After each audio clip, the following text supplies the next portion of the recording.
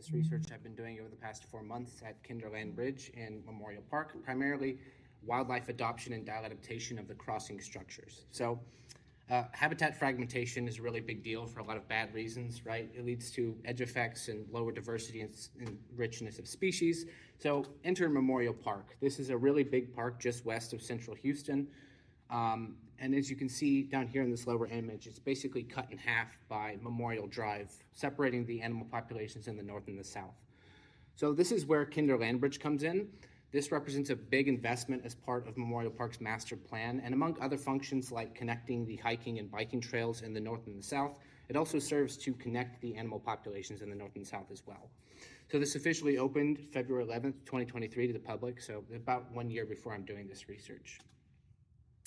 Zooming in on the site itself, you can see highlighted in blue, it's a large area of restored prairie that's in the surrounding area and on the bridges. Then the site consists of two land bridges. The west bridge, which is really big, about 130 meters wide at its shortest point, and the east bridge, which is about 90 meters wide at its shortest point.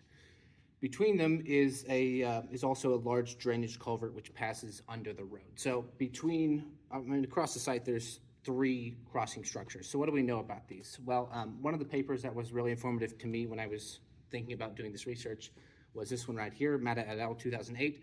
And they looked at a large stretch of road in the Iberian Peninsula, that's Portugal and Spain, and just looked at different crossing structures along this road and wanted to compare how they differed. So they found that overpasses were the most popular crossing method for most mammals. However, culverts were preferentially used by small mammals. And they also found that crossing width was a really important factor in addition to crossing structure type. So like overpass versus underpass. So in that context, what I wanted to do is study wildlife usage of this site, Kinderland Bridge, in the context of these 3 questions. I wanted to know what taxa are crossing, how, and by that I mean what method were they using to cross, the culvert or the overpasses, and finally, what could be crossing? And what I wanted to know there is sort of what's in the surrounding area that isn't necessarily utilizing this bridge now, but could be, or these crossing structures. So I would do this with camera traps for 4 reasons. Number 1, I have experience with them. Number 2, they're effective for this sort of thing.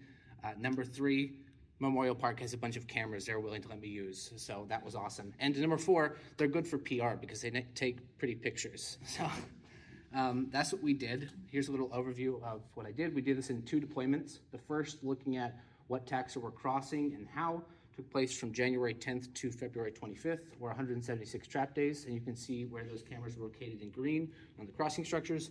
And then the second deployment took place from February 25th to April 7th, or 235 trap days, and you can see those sites highlighted in red in the surrounding area. So talking specifically about the sites we chose, we had to pick these with some considerations in mind. We have to have somewhere to put the camera, first of all, but we also have to have consistency between the bridges, and we want to maximize crossing detections and minimize false triggers and such. So we basically have to ignore this big central area because it's not restored prairie, it's cultivated grass and is very popular for human recreation, and there's nowhere to mount a camera. So we mainly focused on these side channels right here, and from this, I ended up choosing the westmost channel for a few reasons. It's more isolated from human activity because it's raised up. And it's also sort of the quickest crossing route from the tree line in the north and south.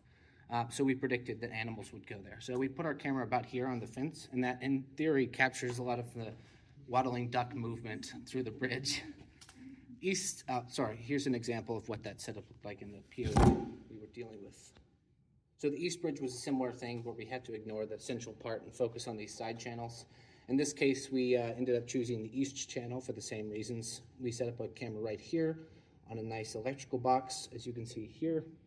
And that's also, in theory, capturing a lot of that movement through there. The culvert was much more straightforward. I basically just wanted to capture, in theory, 100% of what was going through there. So we put 2 cameras on a very precarious pole and pointed them in either direction. This was not pretty, and it's very janky, but it can be janky as long as it's effective, and we detected both wildlife and adventurous middle schoolers, so I consider it a win. Finally, how I actually did this in terms of data collection and procedure, I was stupid enough to put camera traps out in really open environments, which you're not supposed to do because they take a lot of false triggers. So basically I had to go out once a week change out the SD cards, sort out all the blanks, of which there was a lot, and then utilize this wonderful tool right here, Photo Warehouse, made by Colorado Parks and Wildlife, which allowed me to tag those photos. So there's no redundant tagging because I did this by myself. Maybe that's something I should try to get going in the future, convince someone to tag 2,000 photos, but not yet.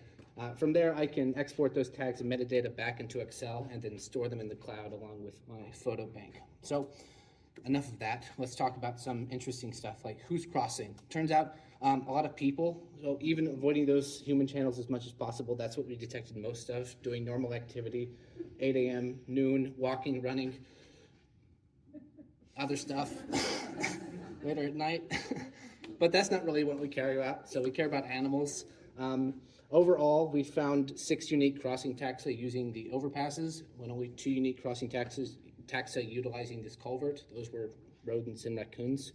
And over here you can see the composition of crossers. So overall, the biggest crossing user was the coyotes, making up 34% of all crossing activity and exclusively happening on the land bridges, followed by rodents, who made up the vast majority of culvert sightings, but also 19% of total crossing activity, and then domestic cats at 17. So there was a really interesting trend that I noticed with these cats and coyotes that I would like to expand upon a little bit more. So over here, on your left, I guess, I've plotted data from the greater Houston area. This is about 1,200 sightings, about 600 of each of these 2 species. And what I'm doing here is just showing sort of the normal temporal patterns of these species. As you can see, they're both mainly nocturnal, focusing most of their activity in those nighttime hours between, I don't know, but anyway, midnight is in the center. That's important to realize. So when we took this data from Kinder Land Bridge, the coyotes were pretty similar, focusing most of their activity in those midnight hours. However, the cats completely switched. They were not active at all at night, and we only detected them in the day. This was really interesting. I don't know why this is happening. Well, I have some theories. So if we take this as sort of expected values and calculate the probability of not getting a single daytime sighting, it turns out to be, or a single nighttime sighting, it turns out to be really low.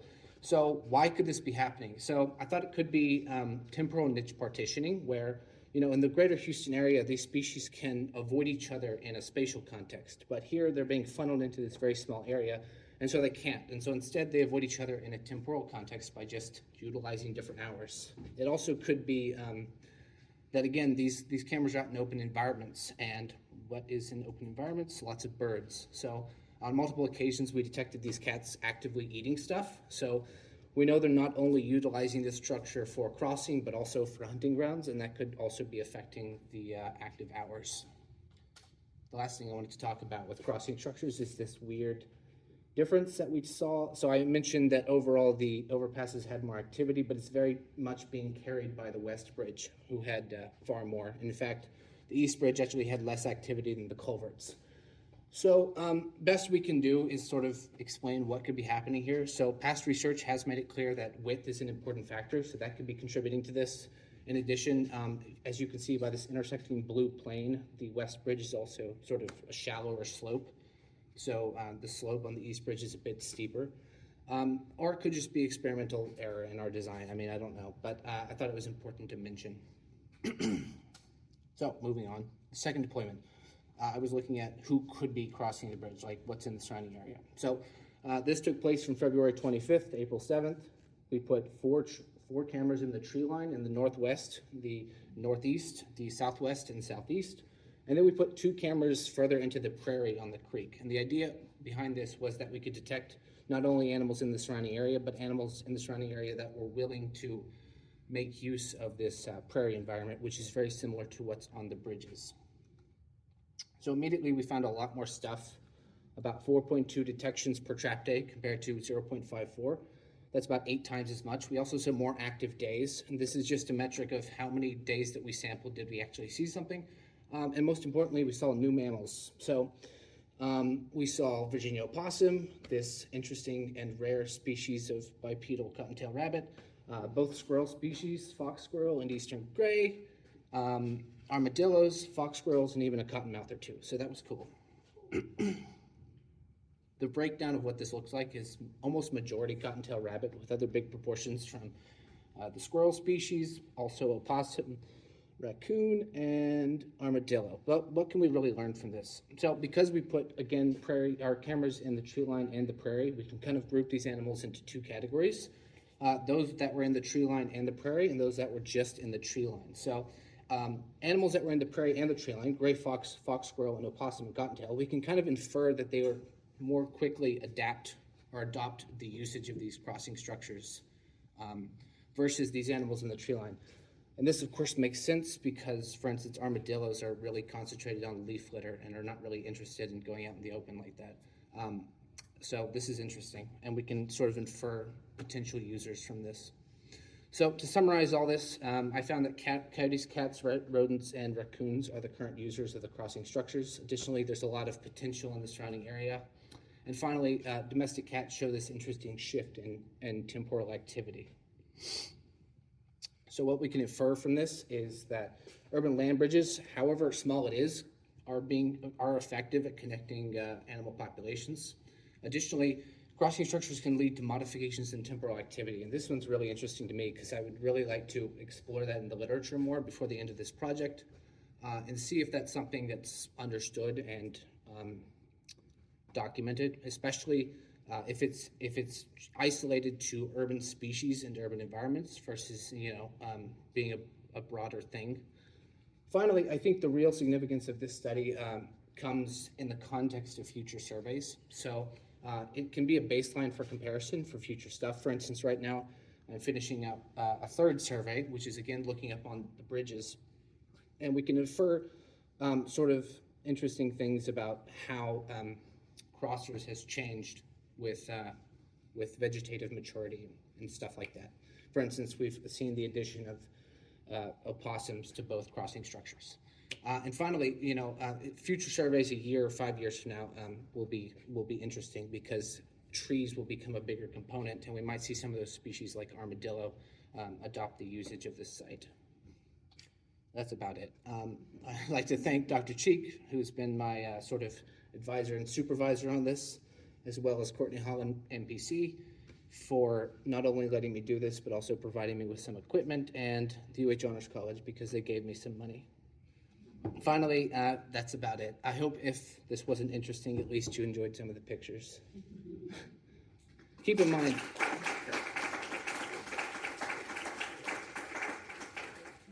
I don't know if anybody plays D&D, but I'm operating on an intimidation debuff right now.